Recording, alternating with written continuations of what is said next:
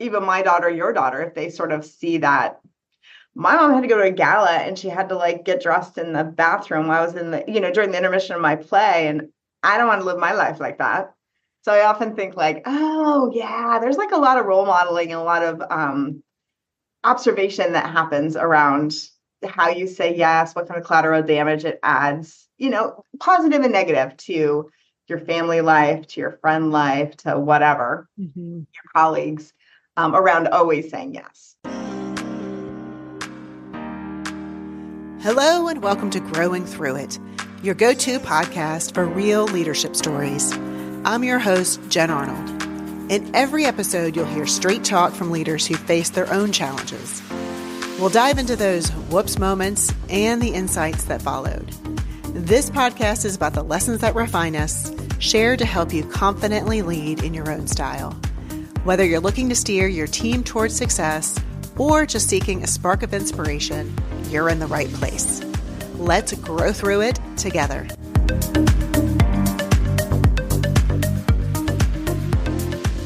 LeeAnn, welcome to the Growing Through It podcast. I'm so glad to have you on today. Thank you, Jen. It's so nice to see you.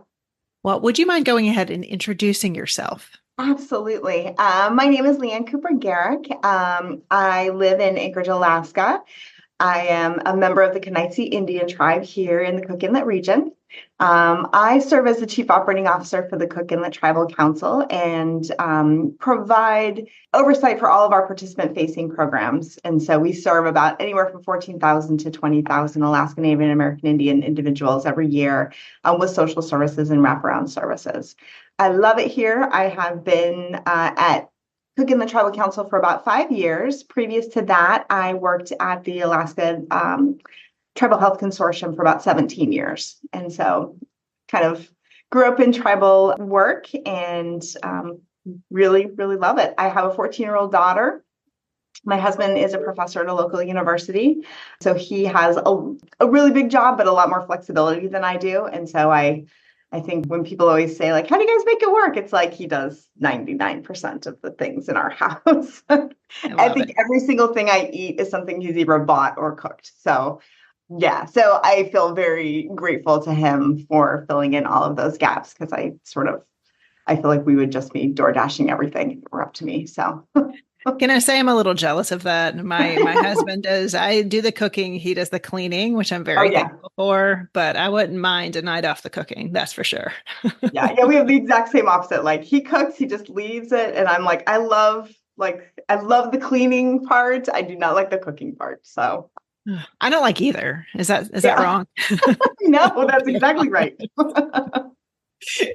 Well, LeeAnn, you just gave us a broad scope of what you do, but you currently lead a team now, right?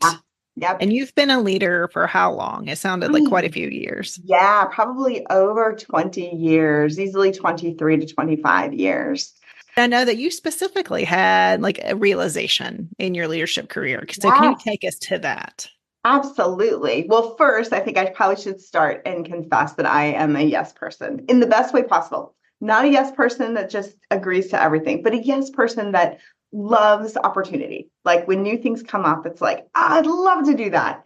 I'd love to serve on this board. I would love to go to this event. I'd love to do those things. So I am 52 now. I'll be 53 in January.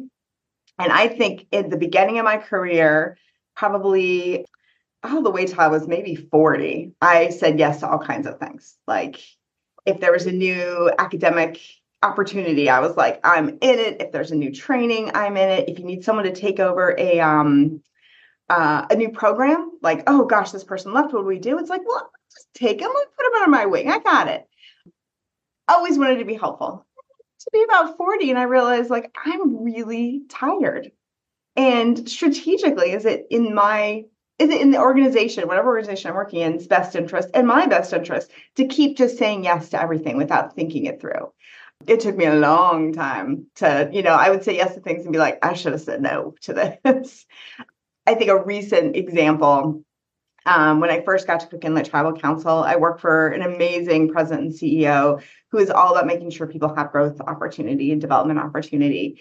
And both she and another member of the community nominated me to be in a fellowship. And this fellowship is about an 18-month, really prestigious, amazing fellowship with a lot of travel and a lot of sort of both internal and external work. And my 39-year-old self was like, that would be fantastic. But my 50-year-old self was like, I don't think I can do that for a variety of reasons. Just feeling like, how much time do I have? I think as we, as people get older, I don't even want to say women professionals, but I think as professionals get older, you realize like you need to sleep, you need to exercise. There are things you need to make sure you have that maybe you didn't when you were younger in your career, or maybe you did and it was easy to give up those habits. But I realized like traveling and having a job as big as the job I have now, and then putting something else on top of that was probably not going to work. And then thinking about the fact that my daughter was just about to enter middle school, and my husband is fantastic. He does all the things all the time, but there's no way I could ask him to be like, I'm going to be gone 8 weeks of the year. So can you handle like driving and picking up and homework and all those things? That just didn't seem super fair.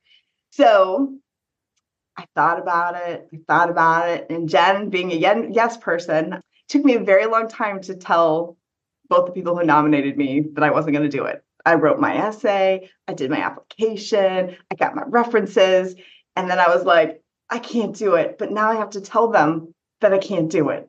All right, I'm going to stop you there because this is fascinating to me that, okay, so you're in the situation to where your boss is saying, hey, LeeAnn, we really think you should do this. It's a great opportunity. She's a fellow. Okay, so an opportunity from your boss. So there's immediate like, okay, that's an automatic yes. But then your 40-year-old self would be yes, or 39-year-old self would say, yes, absolutely. So you said yes automatically, or you said, I'll consider it, or you just said yes. Oh, it sounds great. Okay, so it sounds great. Let me go through that. I mean, the application process was arduous. Let me write this essay. Let me get all these things together. So you started down the track. You spent... Oh, I did it all. Yeah. Okay. And then what started happening? I kind of panicked a little bit when I thought about my schedule. There were things that I have in my work life now that I really wanted to be able to tackle. I was still relatively new to my position, and we'd had some of the directors that worked for me some people had left. I had new people coming on. It's like, how present am I actually going to be able to be here? And how present am I actually going to be in my like regular life? I can easily disassociate and be like, I'll just get on the plane and then I'll do my email, and it all looks wonderful on paper. But in my gut, I was like, I don't think I can do this. And I think I might resent it, not the opportunity at all, but just the fact that I like tied myself to this. And am I really in the right place to like want to explore something new? You did. How long between getting all your stuff together, and then you finally were like, oh, I'm listening to my gut now. I know this is a bad choice. Like, how long did that take? For like 3 weeks, but I will tell you, it took me 3 weeks, probably almost exactly 3 weeks. It took you 3 weeks? Yeah. And then I finally had to talk to my boss and the other community member who mentored me or nominated me, at the very last minute that I wasn't going to do it. And thank goodness, like my boss understands. She also had a daughter and a big job, and sort of, she completely understood, like, this is probably unusual timing. Maybe when Iris is older, that'll be a much better time. So she totally got it. I had to tell the community member who I still work with all the time and I respect so well that, I feel like I set a good boundary, but I should have listened to myself and said no much sooner. I should have said, like, let me think about it. I mean, even like, let me consider it. Right. Those words are not something that, I'm well practiced at, because it's like, God, I want to be able to do everything. But I don't feel like I can do everything. Right. How did you say it? Do you remember how you said it? Because it sounds like you were nervous about it. I was super nervous. I think I even called a meeting with her and I was like, so I don't think this is the right timing for me to do this fellowship. And in hindsight, it's like, I could have said that 3 weeks earlier because I kind of knew it, but of course I waited to the end, which makes it so much more dramatic. And like, I worried about it, lost sleep over it for 3 weeks, but I felt pretty strong. And like, I don't think this is the right timing. I'm not going to submit my application. I would love your support the next time it comes around. And this fellowship's like every 3 years or 4 years. So it'll come around, but it's not like every year. Right.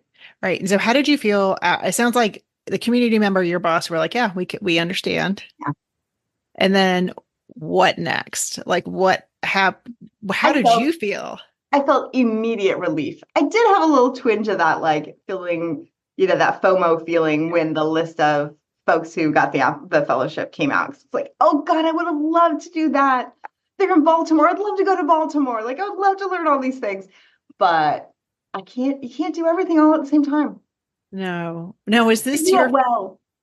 and do it well, right? You can Yeah. do it, but what's being sacrificed, right? You already said your Yeah. husband would have to do the heavy lifting. You'd miss time with your daughter going into middle school. You probably would have to you wouldn't be fully functioning at work. There's just no way, right? No. And And sleep would get sacrificed. I think in the end, you'd get it done, but it'd probably be the sacrifice of your own well-being and your family's well-being. yeah. And so I think in my career, I definitely have had times where it's like, okay, we're going to do all of these things and I can make it through for a weekend. Just this last January, I had a board commitment. I had a gala I had to go to. My daughter was in a play. My husband was teaching a class on the weekend. And I was like, we can do it all. So like my husband dropped off pizza. I got dressed for the gala in the bathroom of the theater. Like we could do it all. Like we can do it. But you can't do that for very long.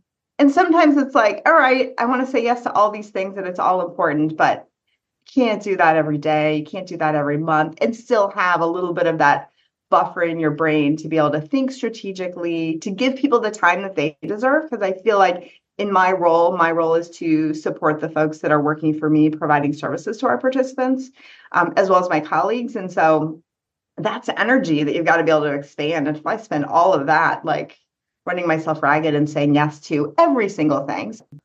This happened in your early 50s. And then you said in your 40s, you started realizing you needed to start saying no more often. What was it that finally, was there a minute, a moment, several situations, and kind of what happened between this big no, which is really honestly a really hard time, and then what were maybe some other decisions you've made in that last decade to get you to know when to say no a little bit better? Mm. I had the month of July, I think the last year I worked at the Alaska Native Medical Center, I had said yes to a whole bunch of personal things. Like my husband and I were cooking food for a horse camp, and I was co-hosting a Girl Scout camp, and this was all on the weekends. And then the middle of the week was all like budgets. I was the administrator on call, which meant I carried a phone 24 hours. So at 5 o'clock, if anything happened in the hospital, they would call me to make decisions, all the way till 6 o'clock the next morning. And I was like, on paper, I can do this. Like, I can totally do this. And I kind of fell apart by like the end of that month. I was in a budget meeting and I was like, I don't cry for anything. And I was like, okay, how am I going to make this happen? Just out of sheer exhaustion and just feeling like I can't possibly give anymore. And I could have said no to all of those things. I could have been like, you don't need me to co-host. You don't need me to do this. I'll be there. I can write a check or I can come on Saturday because I need to get a good night's sleep. And I just felt like I didn't. My instinct was to say yes because I didn't, A, want to miss out. And B, you don't want to let people down, especially if you're like planning things for work, planning things for your kids and your family or your community. But I am not good. And I imagine other professionals are the same, where I'm not good if I'm giving every single thing to everybody Yeah. without holding any back. Was it in that situation where you were like, something's got to change? Like if you're Yeah, crying in a situation where you're not usually crying, and then you said, okay, LeeAnn. absolutely. Yeah, I definitely thought like, okay, I have to. And it took me a long time to even actually act on it. There'd be times I would say yes to things that I'm like, oh, why did you do that? You shouldn't have done that. And it's like, well, you said yes, so I don't want to let people down. But it took me a long time to get to a point where I could be like, okay, I'm probably not the right person. And I think one of the tactics I've taken recently has been to think about other people, because I had lots of good opportunities of folks who said, I want you to have this opportunity to do this. Can you give this presentation or can you represent the organization in this way? Really early in my career. So now it's like, how can I bring other people in there and not to like voice, bad decisions on them or more work on them, but to give them the opportunity to sort of feel like, what's the best fit for me in my career? What's the most strategic thing for me to do? So that's been my approach recently, is like, how I don't have to do all these things, and probably not everybody wants me at all these things. But there's other folks that I could absolutely give the opportunity to do. I don't need to fill every seat at a gala. There are folks that really, especially things like that, where, often you go to things like that because you're representing your organization. There are a ton of people that work in our organization that would love to do that and have the opportunity to do that. And really, their work reflects whatever fundraiser it is. And so giving people that kind of opportunity to do that. Yeah, I love that. So, let me unpack that a little bit, because I think there was something you said that I wanted to go back to. And I think it's just that you said I would still do it, but then you'd have a little self-awareness around it. Oh, I did Mhm. that. Okay. That's not great. But then the feeling came, well, I can't back out now. So I'm in it. But I think that's a really important step, because it's not like you go from saying yes to everything to setting boundaries the next day, right? Sometimes it takes that self-awareness going, oh, yeah, I got myself in that situation. Why Yeah. did I raise my hand for that? So I think that's important to point out. And also getting from that leadership lens, one thing that you said is that you were just exhausted, right? Yeah. When you were in that last role doing things in the middle of the night, all like not getting your sleep. I mean, you can't be there for your team if you're completely exhausted. I think it's just saying yes to everything not only drains your energy. What you said, it sets an example for your team, right? That you It should say really yes to does. everything. Exactly. And That then took that me a long time to learn, though, that your people are watching, how you do that and what you do. Yeah, no one thinks that people, like as a leader, you don't think like, well, it's just me, right? Right. But they are watching leaders for cues, and then their cue is yes, say yes to everything, right? We're going to overextend ourselves. But I also love what you said about your newer approach is got a whole team of people that would love to attend a gala. Like, I mean, you may be over the galas, or maybe it's just not the one you don't feel like getting dressed up that night.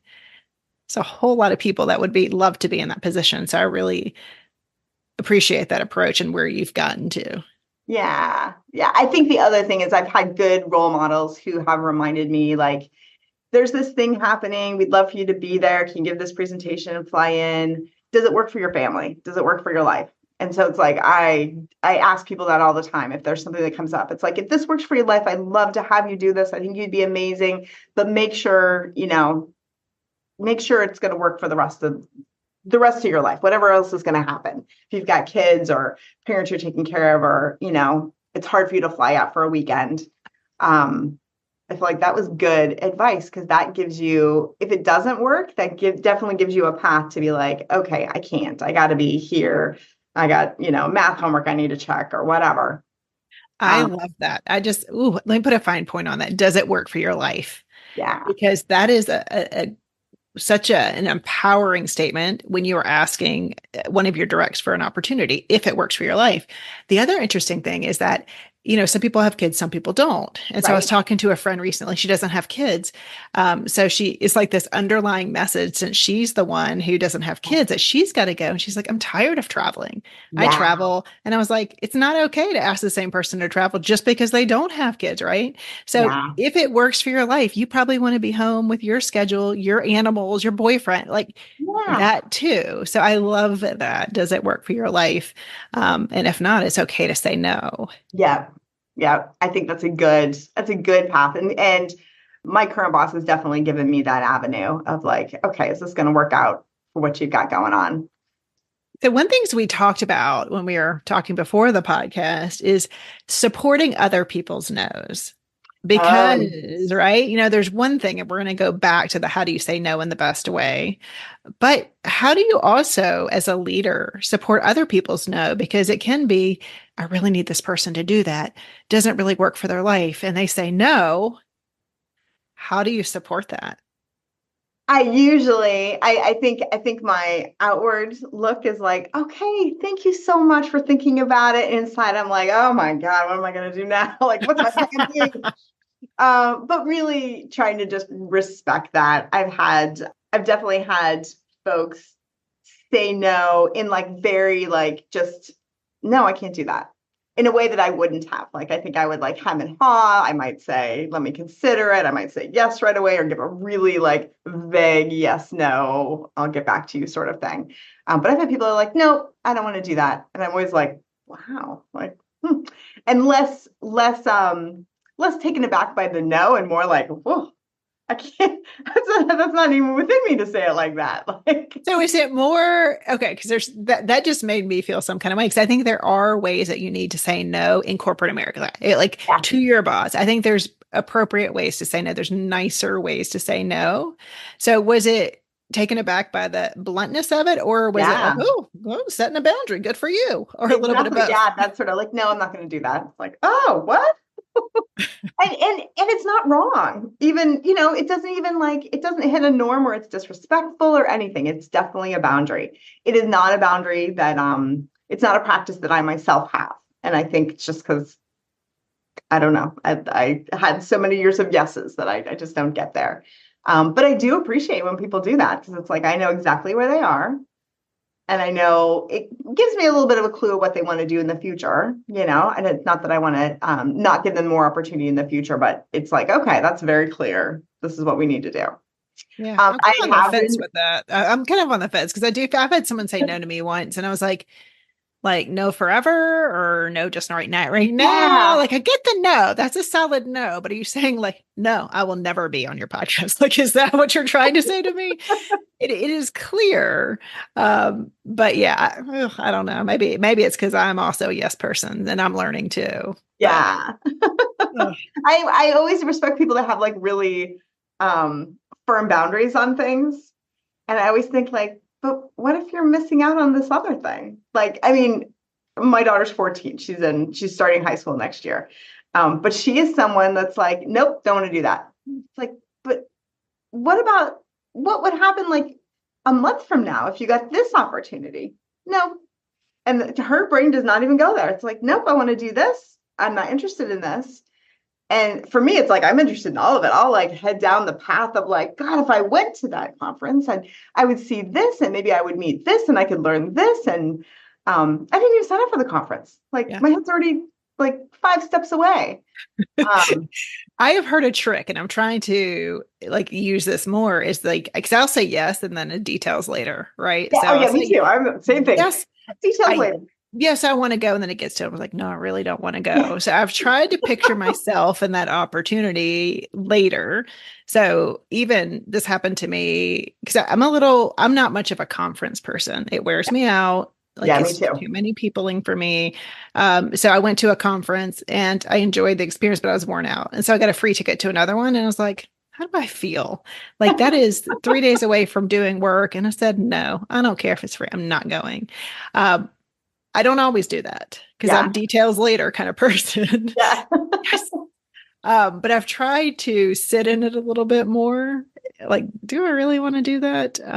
But it is a practice, like you said, because for so many years, if you're always saying yes, also my husband is really good at boundaries. And I think that sometimes I feel the same that you feel about your daughter. I think it's almost, you do miss out on things. Yeah. You're like, but no, really? Okay. Well, then you're not stretching yourself because you're staying into your little Exactly. bubble, which is maybe it's fine for them, right? Mm-hmm. But it's finding that balance, right? And I wonder with either, younger professionals in your workplace, or like even my daughter, your daughter, if they sort of see that, like my mom had to go to a gala and she had to like get dressed in the bathroom while I was in the, during the intermission of my play. And I don't want to live my life like that. So I often think like, oh yeah, there's like a lot of role modeling and a lot of observation that happens around how you say yes, what kind of collateral damage it adds, positive and negative, to your family life, to your friend life, to whatever, your colleagues, around always saying yes. That's such a good point, because I do have a daughter, and them seeing you do stuff out of obligation. And then what you said very earlier is resentment. Then you're going to resent the opportunity that felt very optimistic at some point. And now it just feels like a burden and you're complaining about it. And then they are seeing that. Yeah. And that's the message they get. You overcommit, you burden yourself. Right. I always tell my husband, like, I'm sure she's like, that lady cannot say no. She has no sense of her own calendar. Well, we're all works in progress, right? And I think from a leadership perspective, is like, how do you do that in a way that you are saying what's important to you? Like, so as a leader, what's important to you as an individual, because you're an individual, right? So you have a family, you have your well-being, like your sleep, you need it, those type things. And then you have, your career, whatever is important to you, your people that are watching you. And then going back to that question that your boss ingrained in you is, does it work for your life? Like, that's what I try to, when I talk about boundaries with the people, it's like, what do you actually need? Right. Is it going to work for you? Does it work for your life? Is it what you need right now? And the answer could be yes. Could be And no.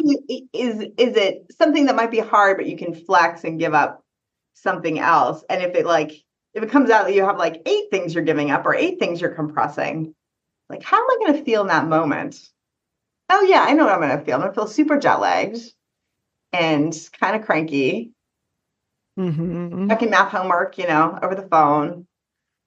Is that going to feel great? Probably not. No, to no one, anyone involved, right? Right. So what is your advice for other leaders who also struggle with saying no to get started? I think it's getting that practice of taking a beat on like not answering right away. I have said yes to board commitments that were like 5 years long in the moment. And it's like, don't do that. Know what the scope looks like, know what the time commitment looks like. When my husband and I first got married, we had this rule that we'd always like talk to each other about things like that. And I definitely strayed away. Oh yeah, I'm gonna do this other thing. It's like, what? Right. But like, if you decide you're gonna switch jobs or something else, it's like, okay, let's talk about it and talk about how this all works. I'll totally support you. Let's talk about how these things work. And so I think those are good practices to have. If you are a yes person, it is really hard not to have that just pop out of your mouth. Oh, and absolutely. Especially if you're a yes person with details later, because I had not heard about talk like that, but I'm absolutely details later. Like, what happened in like a week or so? I can fit that in. Look at my time. It's fine. It's like you're never fine. You're delaying even thinking about it. You're like, oh, I know I'll be fine next week. We have such future goals for ourselves. We'll be well rested. Yeah. Absolutely. We laugh. Because I have to like put my hands down, like sit on them, not to like volunteer for things. And I did volunteer for a kid's board, like the school board. And I was like, okay, I'm going to do this because the school's been great to my son and I'm just going to do it. But then they're asking for like, I didn't know there's like elected officers. And I was like, no, not it. But it was painful because I was very, very silent. And I was like, who's going to do it? And I was like, not doing it. Luckily, other people stepped up, but it was almost like this feeling of self-inflicted guilt. Yes. I didn't, but I was like, thank God, because the board was bad enough. I didn't need to be. It was just like it was at a bad time, right? Like I had to go hustle, get my kids, go be on this board meeting at the end of a long day. So anyway, but one other thing I wanted to add, we used to talk about my grandpa who would like, he had no inclination of doing it, but we'd bring something up. He'd be like, yeah, I'll take that under consideration.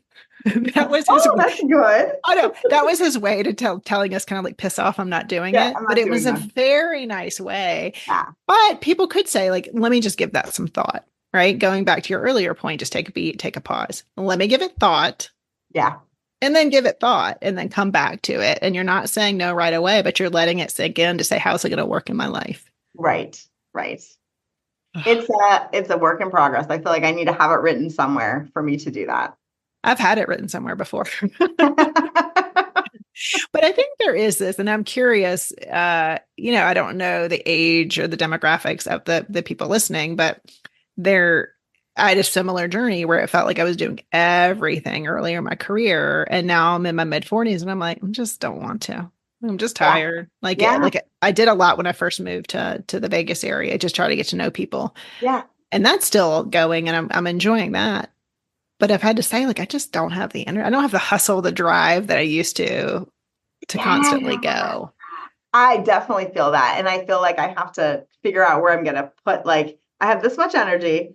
Where am I going to put it? It's not like it's infinite any longer. I used to feel like it was totally infinite and that being around people and conferences and things would give me energy, but that has absolutely changed. We're like, I'm still an extrovert, but I can definitely just get that energy sucked out of me if I get too much around me.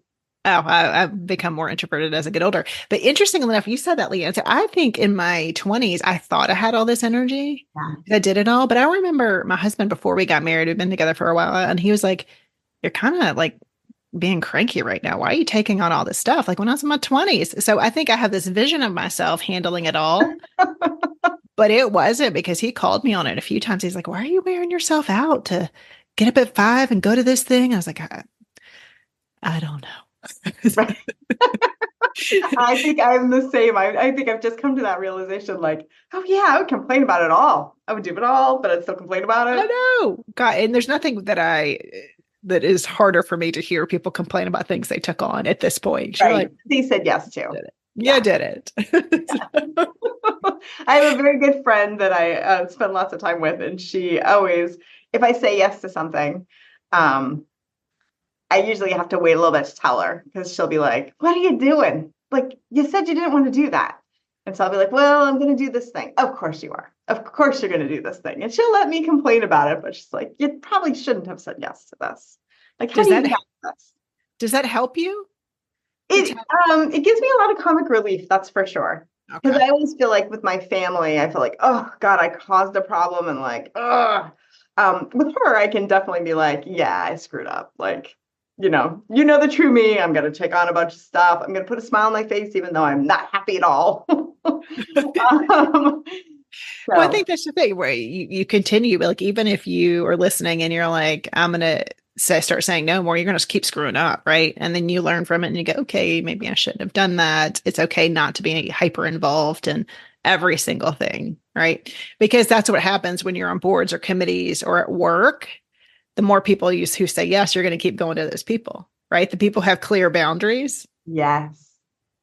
They're, People that and don't that's have clear fine. Right. boundaries. Yeah. And then that saying that's always like, uh, give a project to the busiest person in the room. It's like that person does not have boundaries. Like the busiest person in the room does not have good boundaries. I know. And then they get rewarded, though. That's the hard Yep. thing. They get Yep. rewarded More with work. they're the person, and then they're probably going to get more work. You get rewarded with more work, but typically you do move up better in a company. I've seen, at Yeah. And least. more opportunity for Yeah. sure. Yeah. Yeah. So it's kind of hard. There's a little bit of that organizational culture that the more you say yes to the right things. I mean, there are people who say yes to menial tasks or get given sometimes menial tasks and that's not helpful. But I just feel like there's diminishing returns probably for everyone. We just may not see it all the time. right, right. It's a hard practice, but before we end, like, what other advice or what other maybe last words do you have to leaders out there? I would probably say, and I don't know that I have done this well all the time, but I would probably say, like, think about how you want to use your time. Like, strategically, what do you want to get done? Because it's easy to fill it with all kinds of things that you're only half interested in, thinking, well, maybe I'll be more interested in this. But really strategically think about the things that are meaningful to you, the things that are meaningful to the community, where you think your best fit is, even if it's something you're not an expert in, that you want to learn more about. Like, really think about those things. And I think that probably helps not taking on everything. And it also probably helps you, at least for someone like you and I, it would help you kind of satisfy that curiosity around, like, what else is out there? Because you could be like, oh, I'm interested in this, but what else is out there in this field? And what else is out there in this particular cause or community initiative? I think it takes some practice and probably some discipline to, like, just be able to either write those things down or figure out how to explore them. I would say the other thing that I've done in a variety of ways, and I know it seems so cliche to say on a podcast, but mentorship definitely helps. If you've got someone that you can go to and be like, what do I do in this case? What would you do? And you have someone that can be really honest around, like, don't do that. Like, give yourself a second. Give yourself a year to stay in your job before you think you're going to take on something else or do a fellowship or look for another opportunity. I think it's great to have folks that have already been in those situations. So I'm gonna challenge you a little bit on that one real quick because I'm Yeah, interested. Do you think that if you were a mentor in your 40s versus later 40s, I mean, would your advice as a mentor been like, yeah, do it. Yeah, do it. absolutely. In fact, I was a mentor like in my late 30s. And I think I had to give, I was a mentor for this Alaska Native leaders group. And the presentation I gave was all around don't say no. Like say yes to everything that comes your way. And my really good friend was also, I mean, we worked together for a very long time, was also in that group and was like, what are you doing? But it was all around like, don't give up opportunities. And my point there was that I feel it's really important for young leaders not to just pigeonhole themselves and say, oh, I'm just this kind of person. I'm just like an accountant. I'm just an executive assistant. I'm whatever. Like you could do anything you want to do. And so I think that was what I intended that, that to mean. But I'm sure for other people that they probably were like, well, okay, I'm just going to pile my calendar full of a whole bunch of stuff. So I think that there is definitely a warning and probably a little gray line there where it's like, okay, look for opportunity, but don't take on all the opportunity. Well, I think it's just, it depends on your stage of your career. What do you Yeah. want? What's important to you? And if you Mhm. are like, you have time to invest, if that's your thing you have right now is time and energy, and you're Yeah. trying to really advance your career, then you may want to say yes to every opportunity. Like I did it in Vegas. I was like, I need to get to know people. I'm going to go to as many things as Yeah. possible. Then I'll whittle it down from there. Right. So I think there's a time and the place. I think it just goes to at some point refining what you say yes to Yes. for sake of your own self and also your career, right? Because not every opportunity is a good opportunity. Yeah. The year before I turned 40, I made a list that was 39 things before 40. And I did probably 32 of them. And I would say of that 32, half of them were things I was interested in, but I hated. Like I did them and I was like, I'm not doing this. I'm not a knitter. Don't need to do that. Like a whole bunch of things like that I thought I would love and that would become like, the next decade I would sort of hone these crafts and these skills and these experiences. And then I was like, nope, don't like it. This is what, okay. So I have this image of me baking sourdough bread, Oh like yeah, and being yeah. like a baker. And then I'm like, I see what's involved. And I'm like, hell no, I will never do that. I will go buy this to someone can make it for me. But in my mind, I want to be that person. I Yes, want to be the person who knits. I want to be the person who can bake bread from scratch. me too. But I'm Me not that person. And I need to Nope. kind of come to that. I've come to the conclusion, but it's still sometimes is fantasy. Yes, I have exactly the same thing. I have exactly the same thing. In fact, in that list, I said something about taking a baking class. And I hated it so much that I ended up taking, do you remember cake pops? Yeah, Like, yeah, yeah, yeah. so I took that, which is not at all baking. Like, I got home, my husband was like, this doesn't really count.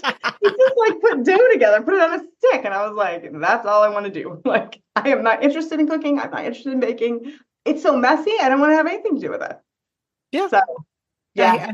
I hear you. I hear you. So what images do we need to just shatter and go, that's not me. That's not me. I'm Yes. I'm never going to be the mom who meal preps on Sundays for 3 hours Nope. for the rest of the Me week. either. So, but I love that because it is, there's no right or wrong, but I think we know in our gut a lot of times, we know in our body, we know in our Yeah. stress level. And so it's like not ignoring that and just increasing some of that self-awareness to when we're saying yes, when we really needed to say no. Right. And I think you hit it right on. It's knowing yourself. So, like deep down, I might not be the sourdough baker. I might be the person that wants to do everything, but I know I shouldn't do it. Like, you don't want to do this. Yes. And being able to just listen to that and being okay with it. Yeah. Being okay with it. Mm. Well, LeeAnn, thank you so much for your time. If people wanted to reach out and contact you, is there a good way? Is LinkedIn the way? What's the Yeah, best? LinkedIn is perfect. Yep, LeeAnn Cooper Garrick. I will link it up in the show notes so people can connect with you there. But LeeAnn, thank you so much for your time. Thank you. Thanks so much, Jen. Thank you for joining us on Growing Through It. I'm Jen Arnold, and it's been a pleasure sharing this time with you. If today's story sparked something in you, don't keep it to yourself. Subscribe to our podcast, leave a review, and share it with your fellow leaders. And remember, each episode comes with a nugget of wisdom that we expand on in our newsletter. So if you're eager to put these insights into action, head over to our website at growthsignals.co and sign up for exclusive content that'll give you an edge in your leadership journey. Keep growing, and I'll connect with you again soon in our next episode. Until then, take the lessons learned and lead authentically.